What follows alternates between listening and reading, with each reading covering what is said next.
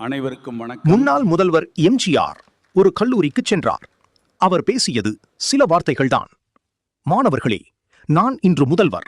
இந்திரா காந்தி முதல் அமெரிக்க அதிபர் வரை பேசும் செல்வாக்கு உடையவன். என்னை அனுதினமும் சந்திக்க காத்து கிடக்கும் கோடீஸ்வரர்கள் ஏராளம்.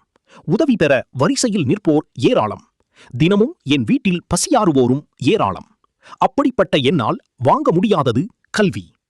இன்று மாகாண முதல்வர் என்றாலும் என் கல்வி நிலை 4ஆம் வகுப்புத்தான்.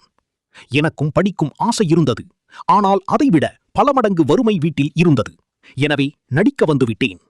எனக்கு மட்டுமல்ல, உலகில் எத்தனையோ பேருக்கு கிடைக்காத பாக்கியம் கல்வி. அது உங்களுக்கு கிடைத்திருக்கின்றது. அரசியல் எப்பொழுதும் செய்யலாம், உரிமைகளை எப்பொழுதும் கோரலாம். ஆனால் படிப்பு உரிய காலத்தில் இல்லாவிட்டால் படிக்க முடியாது. என் செல்வங்களே, எனக்கு கிடைக்காத கல்வி உங்களுக்கு கிடைத்திருக்கின்றது. அதை நல்ல முறையில் படித்து நாட்டுக்கும் வீட்டுக்கும் பயனுள்ள மனிதர்களாக வாழுங்கள். அதுதான் இந்த அரசின் முதல் கடமை.